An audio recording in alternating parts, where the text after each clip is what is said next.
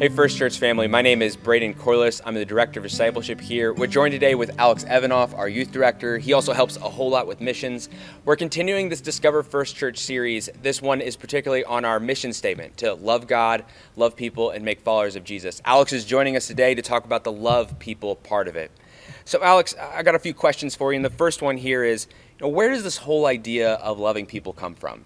So, it comes from Scripture, right? It comes from the example that Jesus showed, right? The earthly picture of who God is. And we see that, I think, especially in the feeding of the 5,000. I think that Jesus used that to demonstrate not just that we're called to help people's or to meet people's physical needs, but there's also a spiritual aspect to it. And that's what he taught his disciples after he did that it wasn't just about meeting the physical needs. That was a part of it, but that's just a quick fix. And Jesus wants so much more than just to do a quick fix with us. So we follow his example, to guide people, to help them with their physical needs, but also that there's a deeper purpose for loving people spiritually. Yeah. So loving people has a lot to do with our spiritual life, and it has to do with the physical life of how we love people. Is that right? Yeah, absolutely. Yeah, Yep. yeah. And it's a really important thing is our life together, but sometimes it's a lot of responsibility. So why should I be concerned about loving people? Why does that matter if I'm a member of First Church or if I'm a Christian at all? Sure. Yeah. We don't have to look too far, whether on social media or in the news, even just in our community, even just in our neighbors or in our neighborhoods, just the need that people have. And sometimes that might be obvious, the physical needs again, but we all know that we've made mistakes. We all know that we're all spiritually in need, or at least as Christians, we're called to help people that maybe they don't think about that there's a deeper spiritual need or a spiritual longing that they've been created for. Right. And I just think it's so important, because if it's not going to be us, who's going to share that hope with other people? And again, we find that crystal clear through what Jesus did and the way he spent his life and his ministry walking beside people. Yeah. So loving people, it's about seeing that need and thinking to ourselves, we're called to do this. Who else is going to do this? Mm-hmm. As a follower of Jesus, that's a pretty important thing.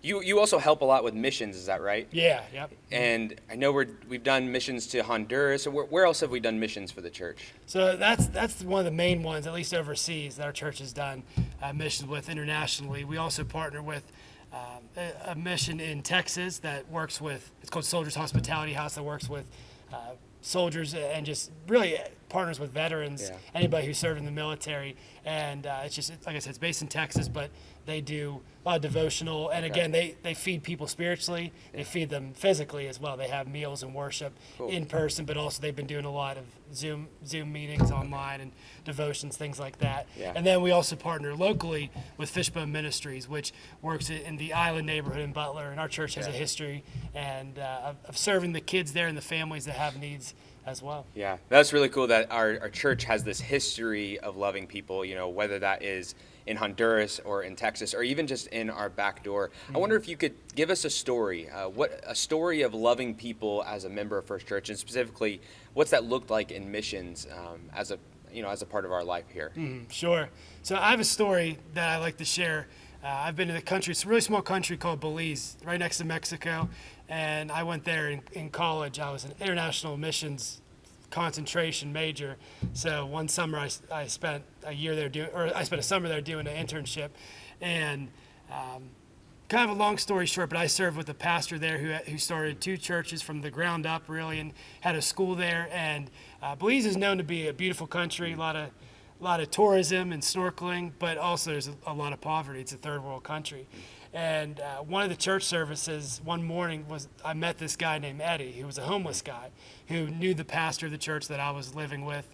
And the pastor he literally started coming to church because one day he walked in with no shoes, and the pastor during the sermon took the shoes off his feet to give him, right on the spot. And that's just the kind of person that pastor was. But I developed a relationship with this guy, Eddie.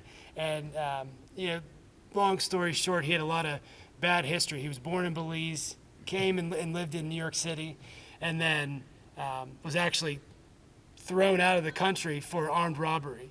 And so had a bad history, like I said, he was homeless, and he was really honest and open with me about the choices he made. And but we developed a relationship where the pastor's house was around the edge of the city, right on the Caribbean Sea, and there was just a seawall there that we would sit on.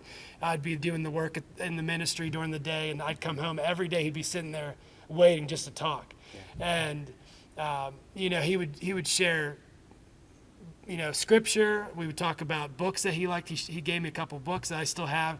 He wrote me letters that I still have while I was there, but to take back with me. But I remember the day that it really hit me hard, because I didn't do much for this guy at all. I mean, I'd give him like crackers here and there, or $1 here and there, because I did trust him. But it really hit me hard, the impact that I had, even by not doing much. And the day I left, when I was flying back, he was crying because I was leaving. And I remember just thinking, like, I did not do much for him at all. But that really hit me. The value of mission is really about people, and it's really about relationships. Now, again, the physical needs are important, but that doesn't last forever. And a couple weeks after, he had an infection when I was there in his hand. He had a nasty cut that he got in a fight with someone on the streets, and a couple weeks later, he ended up dying. And I remember just thinking, like, what was the impact I had? And it was literally, I would just sit there and listen. And that's what mission is. It's about people. It's about relationships. And that, again, Jesus showed us through his example of that. No, that's really cool to see. It is, loving people is about loving people. It's not about how much we can do for somebody. It's about how we can just love someone with that relationship that we build with them, like you did with Eddie. I think that's an incredibly encouraging place, that it's not everything. We don't have to do everything for them, but when we build this relationship, this loving one, it does help us to just accomplish that mission to love people. So Alex, if I wanted to, or somebody in our church wanted to take just one step closer to loving people, what should they do? What does that look like for them? Well, I think for one, just start small.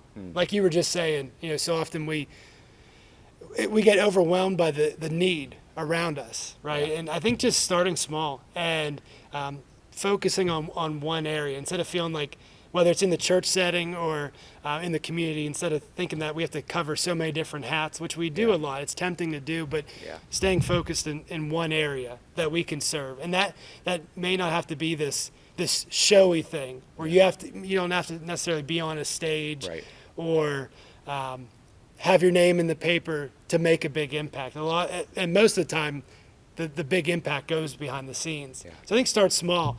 I was just thinking about that question. It's kind of a silly example, but anybody that knows me knows that I love food, and I'm pretty selfish when it comes to food. But an example of that is just today I was eating a sandwich, and there was only a couple slices of bread left, and there was 4 pieces left. So I had the option to take the 2 middle ones or have one of the ends. So I took one of the ends, which I don't like because it's the whole grains and everything, just don't taste as good.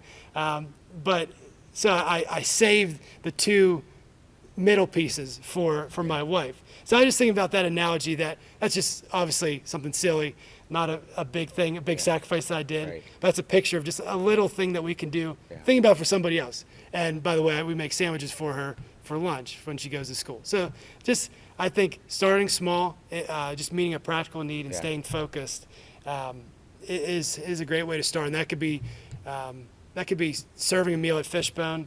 That could be just greeting people at the door when they come into church. That could be just teaching a Sunday school class. You don't have to feel like you have to have it all together to do that. Just serve in a small way. Start by that. I think that's a really good word to know that it's not our responsibility to do everything to make everything happen. It's our responsibility to just love that person right in front of us, whether that's choosing to eat one of the ends of the bread, or choosing to lead a group, or help with fusion or something. It's just the small things as we build those relationships with people, knowing how to love them. I think that's a really good word for us, Alex. Absolutely. Yeah, thanks for joining us for this Discover First Church series, and I hope you'll join us next time.